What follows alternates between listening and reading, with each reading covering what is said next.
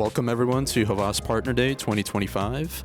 I'm very pleased to be here with Chris McCARTHY, who is Director of Agency Development for Samba TV.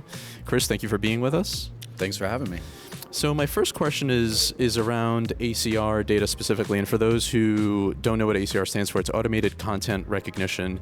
How has ACR data and Samba specifically changed the planning function as we know it today? Yeah, it's a great question. So I think, ACR data, Samba TV is a media intelligence company, so we're a part of all parts of the media planning and buying cycle. Specifically for planning, I think the ability to understand consumption behavior as it relates to smart TV, whether it's ads or content, has become more and more a proxy for media planning. Legacy systems and tools might use age, gender, demographic information, maybe some location, whether it's DMA or zip code. Samba TV signals allow for a more advanced audience to understand how to meet your consumer within the content that they're consuming, as well as manage your frequency and your reach of your own ads. Mm-hmm. One way internally that we leverage your data, Samba data, is for a product that we call the meaningful rating point. So to your point, we've gone beyond the gross rating point. We've gone beyond age and gender, which is just a measure of reach, into the meaningful rating point, which leverages Samba data to understand for a specific audience, for an advanced audience, what is the actual engagement with content that audience is generating. So that's just one application that we've used today, and we've done it at a local level as well. So at a DMA level, the networking that resonates with that specific audience.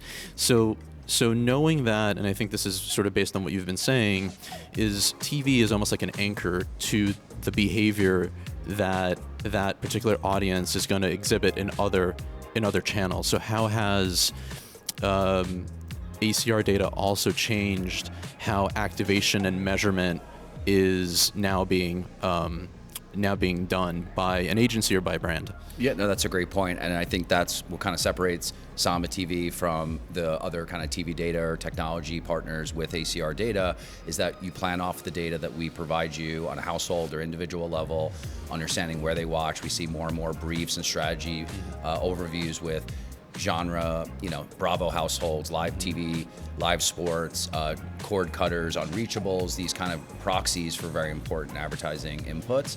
From there, you can actually leverage those same identifiers, household or individuals, and find those users across the web, CTV, linear, broadcast, even social media platforms. And it's the same data set, so it allows for a really cohesive media effective plan. And on the back end, you're able to use the same data set to track effectiveness. So did it drive your business outcomes? Are you at the optimal frequency on a household or individual level? And of course, did you reach the right consumer with your ads? Mm-hmm.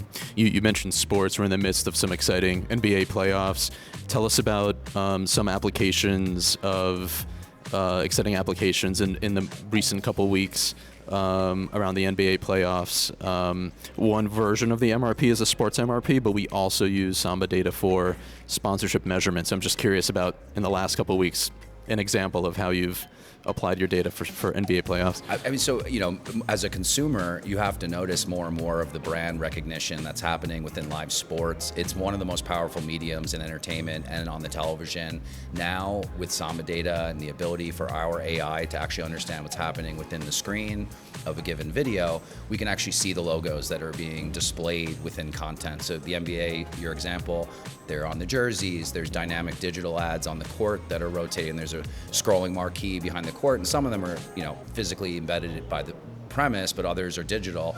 It was very difficult to track that, and one of the biggest innovations we've made since, the pandemic and live sports has kind of exploded was helping the marketer size that opportunity, and not just trust viewership or legacy tools, but actually have an AI approach to understanding how did my brand perform against this content. Yeah, so for sports specifically, you not only measure the sponsorship, aka the logos in game, but you also measure ads that occur in the programming. That's right. Yeah. So AI for us is, we've been an AI company for a long time. ACR is ads and content, but now we can actually understand what's happening in the sentiment, contextual relevance, an object. So logo is just the tip of the iceberg. Presence of actors, language, TV moments that can be isolated now. So the marketer might want to be around a certain show or movie or network, but actually be able to tailor to those exact right moments for their brand. Thank you, Chris, for joining us for HAVAS Partner Day 2025. Thanks for being here. Of course, thank you. Go Knicks.